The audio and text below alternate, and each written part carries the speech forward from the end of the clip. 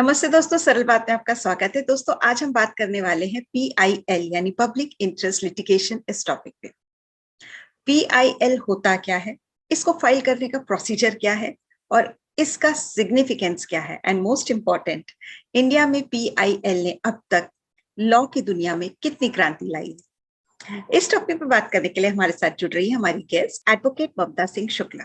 Advocate Mamta Singh Shukla presently Delhi high court में practice कर रही हैं और विजय फाउंडेशन एनजीओ के साथ एसोसिएटेड है। आइए मिलते हैं और बात करते हैं PIL इस टॉपिक पे।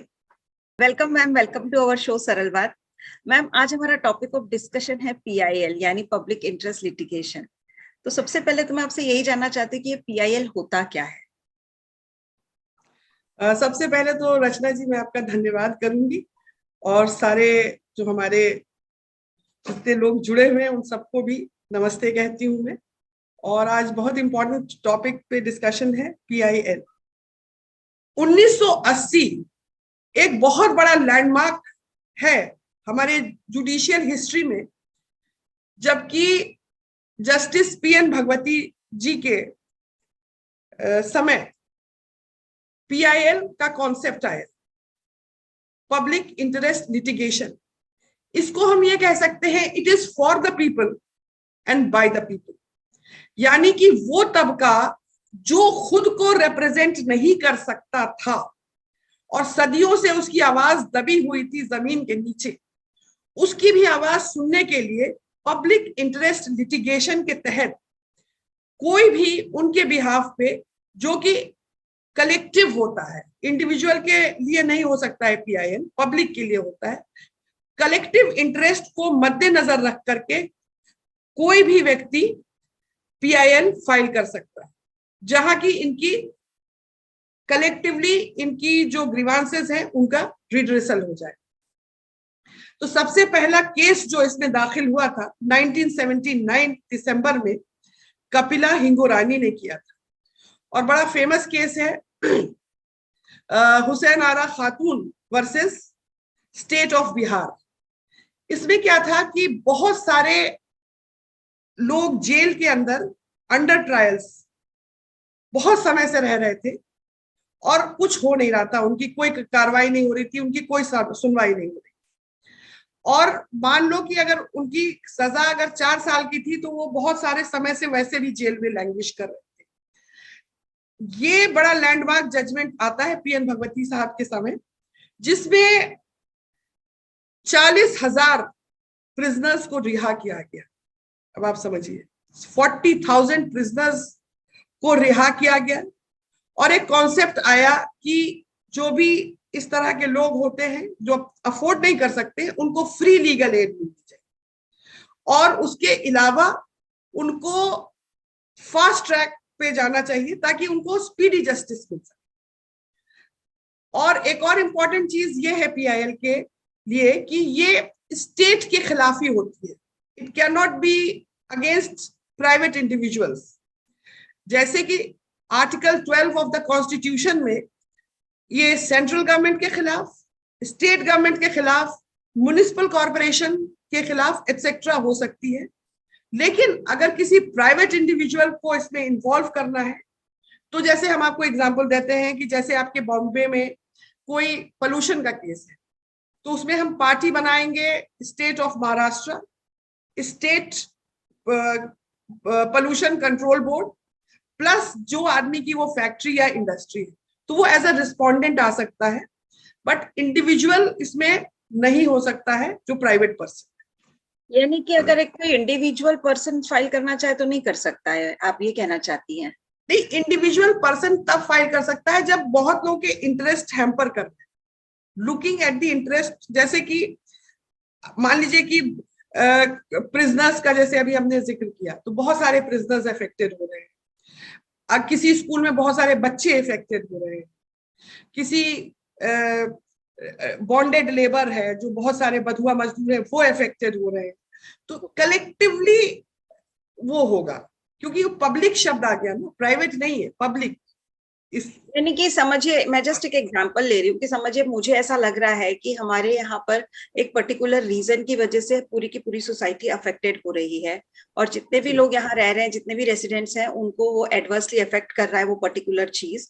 तो मैं जी as an individual, although I am not a lawyer, फिर भी मैं जाकर के किसी लॉयर की मदद से एक PIL फाइल कर सकती हूँ। यानी आप चीफ जस्टिस को भी लिख सकती है लेटर। मैंने कहा ना, you can write a letter to the chief justice. और न्यूज़पेपर के बेसिस पे भी आता है, मतलब कोई आर्टिकल छप गया जहां पे देखा कि भाई इस चीज से इतने लोगों का डैमेज हो रहा है, तो सू मोटो ले जाती है कोर्ट। मतलब इतना इलेबरेट है। मैंने कहा ना, ये क्रांति थी जुडिशियल हिस्ट्री के अंदर, तो ये क्रांति है। तो एक चीज और जानना चाहूंगी कि ये कितना इम्पोर्टेंट है, कितना मतलब काम करता है। देखिए, इसका सिग्निफिकेंस तो बहुत है। और सबसे बड़ी चीज कि 1980 से के दशक के बाद से हमने देखा, मतलब बहुत लैंडमार्क जजमेंट्स आए हैं जिसने बहुत सारी चीजों को बहुत अलग दिशा दी है। तो सबसे पहले तो ये बड़ा ही एक डेमोक्रेटिक प्रोसेस है। डेमोक्रेटिक प्रोसेस इसलिए है क्योंकि ज्यादातर ये समझा जाता है कि जो लॉ है वो प्रिविलेज्ड के लिए है, वो पैसे वालों के लिए। ठीक है, यहाँ जो लोग इफेक्टेड हो रहे हैं ना वो प्रिविलेज्ड है ना पावरफुल है, वो एक कॉमन इंसान है। तो ये एक डेमोक्रेटिक प्रोसेस हम कह सकते हैं कि जो हमारी डेमोक्रेसी है उसको और भी पुख्ता करने के लिए PIL ने बहुत अपनी अहम भूमिका निभाई है। दूसरा, हम ये कह सकते हैं जिसको हम कहते हैं अंतिम व्यक्ति तक जो है लॉ का जो जस्टिस है, जिसके लिए कोई एक्ट बनता है, कोई लॉ बनता है, वहां अंतिम व्यक्ति तक, वो कॉमन आदमी तक पहुंच जाता है। और इसके बहुत सारे एग्जाम्पल्स भी हैं, जैसे बंधुआ मजदूर के लिए जो किया गया हो, जो विमेन्स के लिए किया गया हो, sexual harassment of women at work place.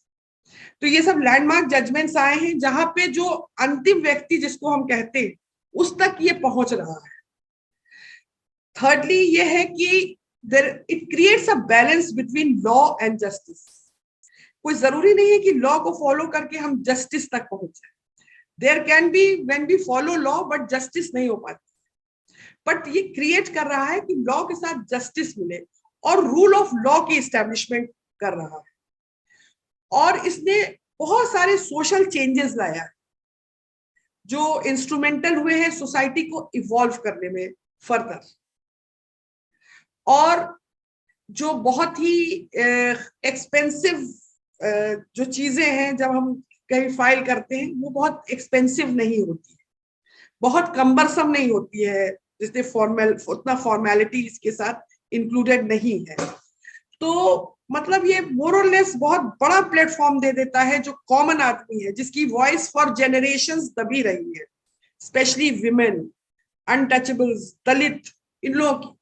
तो इसको वॉइस दे देता है ये इसकी बहुत बड़ी महिमा है, आप समझिए। हम ये भी जानना चाहेंगे कि हमारी कंट्री में PIL की वजह से कितना क्रांति आई, मतलब इन जनरल हमारी कंट्री को कितना बेनिफिट हुआ है PIL की वजह से। देखिए, एक तो बहुत क्रांतिकारी एक मेंशन करूंगी, हमने तो हुसैन आरा वाला भी केस मेंशन ही किया, प्रिजनर्स का। एक और बहुत इंपॉर्टेंट केस है Vishakha, Vishakha versus state of Rajasthan. ये इतना इंपॉर्टेंट केस है कि ये भावरी देवी थी, इनका रेप होता है एट हर वर्क प्लेस।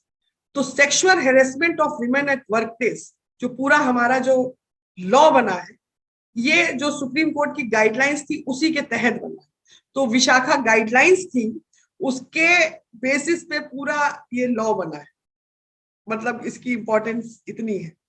फिर एक और मेंशन करेंगे आपको, Amit Yadav versus state of Bihar.